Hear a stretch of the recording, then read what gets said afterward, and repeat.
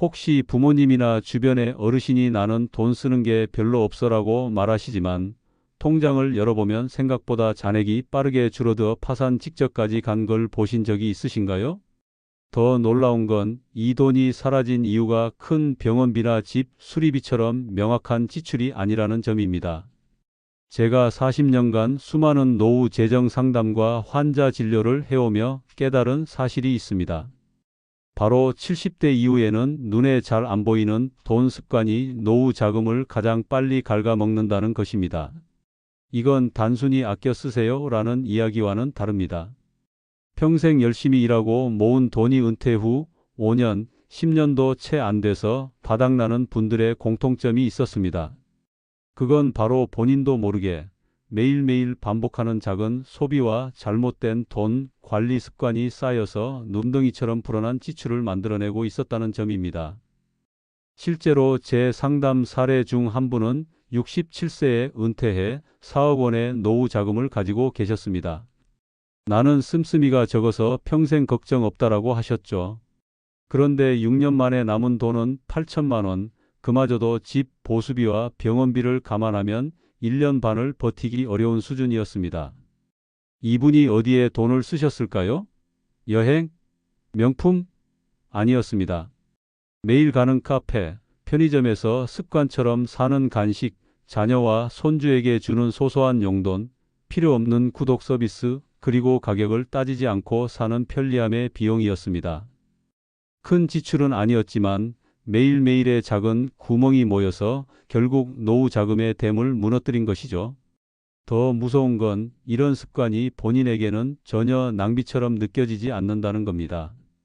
이 정도는 써야지, 어차피 이 나이에 무슨 저축이야 라는 생각이 들면 경계심이 풀리고 지출은 점점 커집니다. 그리고 이런 소비는 절대 한 번에 확 줄어들지 않습니다. 왜냐하면 소비의 습관이 이미 생활 깊숙이 자리 잡았기 때문입니다. 마치 매일 먹는 커피를 갑자기 끊으면 허전함을 느끼듯 매일 하던 소비를 줄이는 건 심리적으로 큰 저항을 만듭니다. 오늘부터 제가 말씀드릴 내용은 70대 이후 절대 해서는 안 되는 돈 습관 5가지입니다. 이건 단순히 돈을 아끼자는 이야기가 아니라 평생 모은 자산을 지키고 오래도록 안정된 노후를 살기 위한 생존 전략입니다. 혹시 지금 이 영상을 보고 계신 분이 부모님이시라면, 그리고 자녀분이 부모님을 걱정하는 마음으로 보신다면 오늘 내용을 반드시 끝까지 들어주세요. 아마 이 이야기가 앞으로 10년 이상 더 안정적인 노후를 살고자 하는 여러분에게 결정적인 전환점이 될지도 모릅니다. 첫 번째, 현금 흐름을 모르는 소비입니다. 70대 이후에 가장 큰 재정 위험은 수입보다 지출이 많아지는 순간을 자각하지 못하는 데서 시작됩니다. 젊었을 때는 월급이라는 고정 수입이 있으니 수입 범위 안에서 지출을 관리하려는 의식이 자연스럽게 생깁니다. 하지만 은퇴 이후에는 상황이 완전히 달라집니다. 매달 들어오는 돈은 연금, 이자 혹은 소액의 임대료뿐인데 그마저도 일정하지 않은 경우가 많습니다. 반면 지출은 여전히 현역 시절의 소비 습관을 유지하는 경우가 많죠. 제가 상담했던 74세 김모 어르신은 매달 150만 원의 국민연금과 30만 원의 소액 임대료가 전부였습니다. 하지만 지출은 월 평균 250만 원이었습니다. 처음엔 그 정도까지는 아니에요. 그냥 쓰다 보면 그렇게 돼요라고 하셨지만 3개월간 가계부를 함께 작성해보니 놀라운 사실이 드러났습니다. 편의점 결제가 월 25만 원, 각종 배달앱 주문이 20만 원, 구독 서비스가 6만 원, 손주 용돈이 10만 원, 여기에 카드로 결제한 소소한 쇼핑까지 합치니 매달 수입보다 100만 원씩 더 쓰고 있던 겁니다. 더 무서운 건 이런 적자 생활이 몇 년만 지속돼도 노후 자금은 급속도로 고갈된다는 사실입니다. 예를 들어 매달 100만 원 적자가 나면 1년에 1200만 원, 5년이면 6천만 원이 사라집니다. 큰 사고나 병원비가 없어도 그저 일상생활만으로도 노후 자금이 절반 이상 줄어드는 셈이죠. 그럼 어떻게 해야 할까요? 첫째, 현금 흐름표를 반드시 만들어야 합니다. 하루 동안 쓴 돈을 전부 기록하는 것이 시작입니다. 요즘은 스마트폰 가계부 앱도 좋지만 종이에 손으로 쓰는 것이 지출을 더 실감나게 느끼게 합니다. 둘째, 고정 지출과 변동 지출을 구분해야 합니다. 고정 지출은 집세, 관리비, 보험료처럼 매달 나가는 돈이고 변동 지출은 외식비, 쇼핑, 선물, 취미 활동 등입니다. 이 두 가지를 분리해서 적어보면 어디서 줄일 수 있는지가 명확해집니다.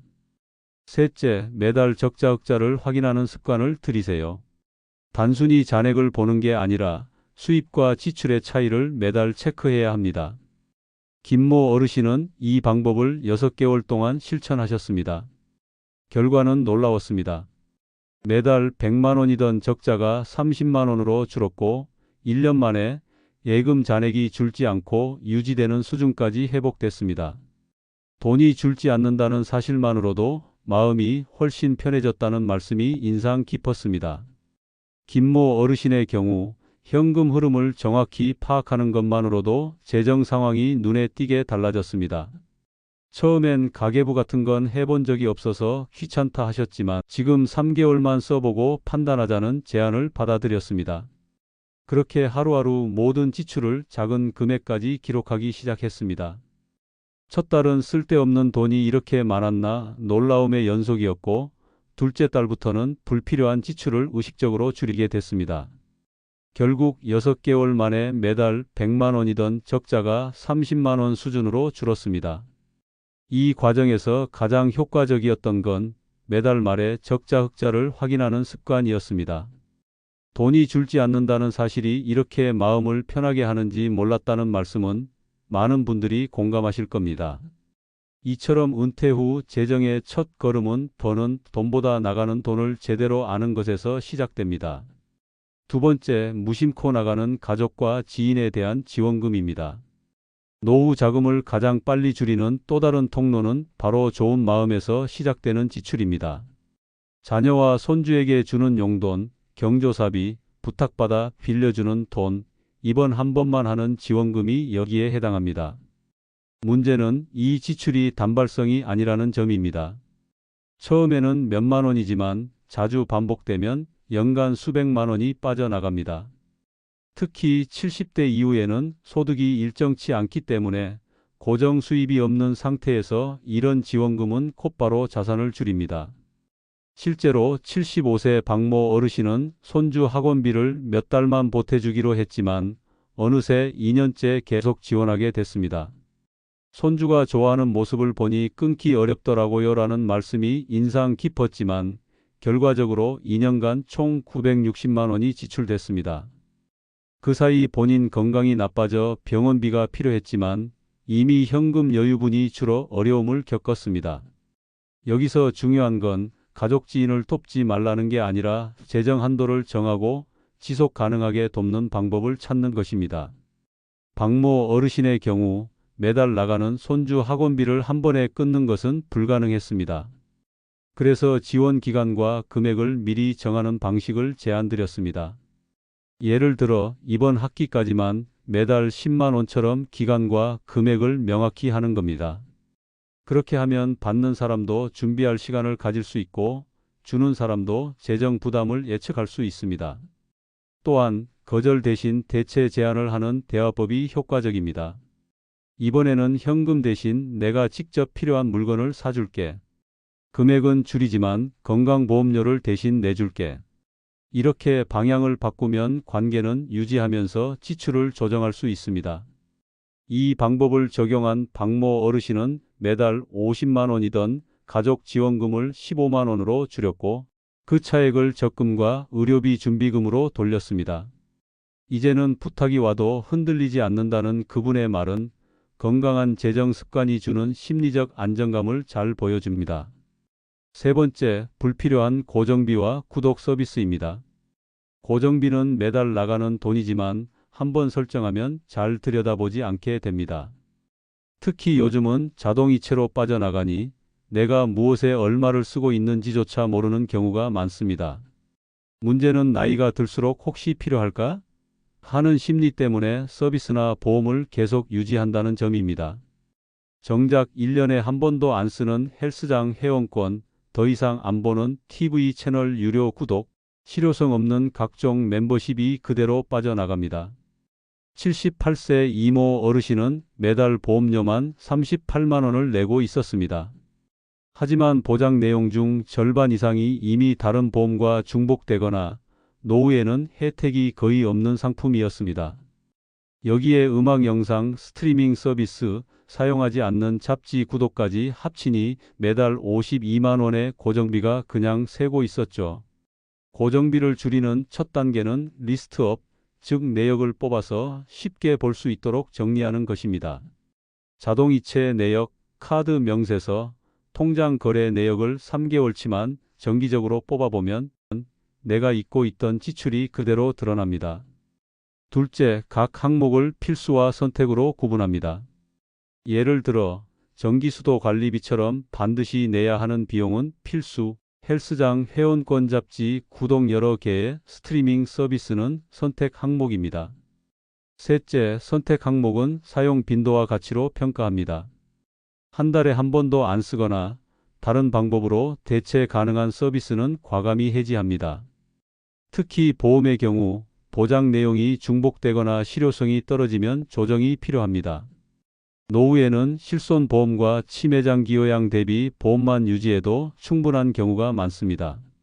이모 어르신은 이 보험 조정 과정을 거쳐 매달 52만 원이던 고정비를 28만 원으로 줄였습니다.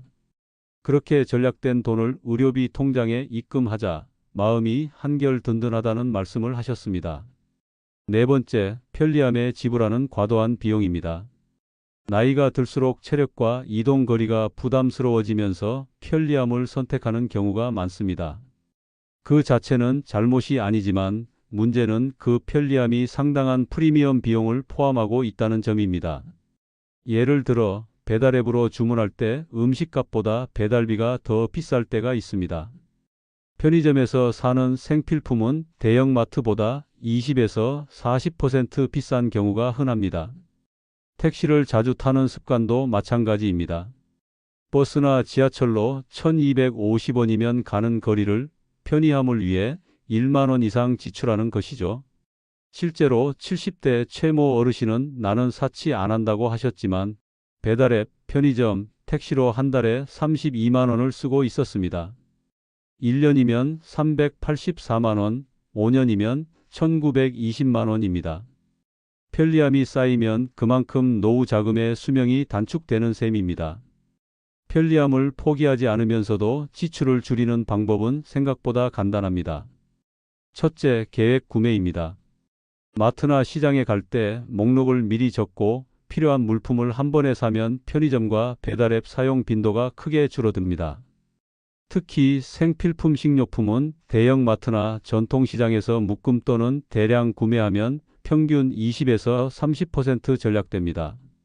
둘째, 공동구매와 이웃 나눔입니다. 배달 음식은 혼자 시킬 때보다 이웃과 함께 주문하면 배달비를 나눌 수 있고 대량 구매 품목도 저렴하게 나눌 수 있습니다. 셋째, 대체 이동수단 활용입니다. 단거리 이동은 버스나 지하철 또는 전동차 경량 전동기기를 활용하면 택시비를 절약할 수 있습니다. 교통비 절감뿐 아니라 가벼운 운동 효과도 있어서 건강에 매우 좋습니다. 최모 어르신은 이 세 가지 방법만으로 배달비와 편의점 비용, 택시 지출을 월 32만 원에서 14만 원으로 줄였습니다. 불편함은 거의 없는데 통장에 돈이 남는 게 이렇게 기분 좋은 일인지 몰랐다는 말씀을 하셨죠. 다섯 번째, 계획 없는 큰돈 지출입니다. 노후 재정이 무너지는 가장 빠른 길은 한 번에 목돈이 빠져나가는 상황입니다. 여행, 집 수리, 건강기기 구매, 심지어 지인의 사업 투자까지 이 모든 것이 계획 없는 지출로 이어질 수 있습니다. 70대 이후에는 이 나이에 한 번쯤은 써야지라는 심리가 강해집니다. 평생 전략하며 살았으니 은퇴 후에는 자신에게 보상하고 싶은 마음이 커지는 것이죠. 하지만 큰 돈의 지출은 한 번에 수백만 원, 많게는 수천만 원이 나가기 때문에 자산 전체에 미치는 충격이 매우 큽니다. 또한 노년층을 대상으로 하는 과장 광고와 투자 사기도 이 틈을 파고듭니다. 건강에 좋다는 말에 수백만 원짜리 건강기기를 사거나 원금 보장이라는 말에 속아 투자했다가 큰 손해를 보는 경우가 많습니다. 실제로 76세 장모 어르신은 해외여행 한 번과 건강 매트 구매로 1200만 원을 쓰셨습니다. 다시 못 올 기회라는 생각 때문이었지만 이후 의료비와 생활비가 부족해져서 크게 곤란을 겪었습니다. 큰 지출을 계획할 때는 반드시 3단계 점검법을 거치셔야 합니다. 첫째, 필요성 확인하기. 이 지출이 지금 꼭 필요한지 아니면 미룰 수 있는지 냉정하게 따져봅니다. 특히 건강기기나 고가의 서비스는 의사나 전문가의 의견을 먼저 들어야 합니다. 둘째, 재정 영향 계산하기. 이번 지출이 내 전체 자산의 몇 %를 차지하는지 계산해 보세요. 일반적으로 노후 생활비의 6개월치 이상을 한 번에 쓰는 것은 위험합니다. 셋째, 대안 비교하기. 같은 목적을 달성할 더 저렴한 방법은 없는지 찾아봅니다. 여행이라면 비수기 국내로, 건강기기라면 렌털 중고 구입 등 대안을 검토합니다. 또한 계약서나 약관은 반드시 서면으로 근거 자료를 받고 원금 보장이나 무조건 수익 같은 말은 경계해야 합니다. 이 세 단계를 거치면 불필요한 지출과 사기를 대부분 피할 수 있습니다. 지금까지 노후 자금을 순식간에 사라지게 만드는 70대의 5가지 돈 습관을 살펴봤습니다. 현금 흐름을 모르는 소비, 무심코 나가는 가족과 지인에 대한 지원금, 불필요한 고정비 지출과 고가의 구독 서비스, 편리함에 지불하는 과도한 비용, 계획 없는 매우 큰 돈의 지출. 이 5가지는 단순히 전략의 문제가 아닙니다. 평생 땀 흘려 모은 자산을 오래 안전하게 지키기 위한 생존 전략입니다. 파산 직전까지 가서 발을 동동거리며 자식들의 눈치를 보고 특히 며느리의 행동까지 조심스런 눈으로 봐야 하는 상황에 몰릴 수 있습니다. 지금까지 내가 벌어서 마련한 돈이 나를 위해 쓰는 게 아니라 불필요하거나 편리함 때문에 쉽게 나가는 구조라 나 자신도 모르게 빠져나가고 있었던 것이죠. 그러면 자식, 손주들 앞에서 자신이 없어지고 힘이 빠져서 점점 소외될 수 있습니다. 지금까지 열심히 벌어서 미래를 위해 준비한 내 인생, 나의 재산, 나의 가족, 친구들인데 말이죠. 혹시 오늘 들은 내용 중 나도 모르게 하고 있던 습관이 있었다면 지금 이 순간부터 하나씩 바꿔보시기 바랍니다. 변화는 한 번에 완벽하게 할 필요가 없습니다. 이번 달에는 고정비를 점검하고 다음 달에는 가족 지원금 한도를 정하는 식으로 작게 시작해도 1년 뒤에는 완전히 다른 재정 환경을 만들 수 있습니다. 여러분의 노후는 여러분이 지킨 작은 습관에서부터 달라집니다. 돈을 잘 버는 것보다 잘 지키는 것이 훨씬 더 어렵지만 그만큼 가치 있는 일입니다. 이 영상이 도움이 되셨다면 구독과 좋아요, 그리고 알림 설정을 꼭 눌러주세요. 여러분의 작은 응원이 그리고 꾸준한 관심이 더 많은 분들의 노후를 지키는 콘텐츠를 만드는 큰 힘이 됩니다. 건강한 재정, 행복한 노후를 위해 백세 웰빙 채널이 항상 여러분과 함께 하겠습니다. 다음 영상에서 뵙겠습니다. 감사합니다.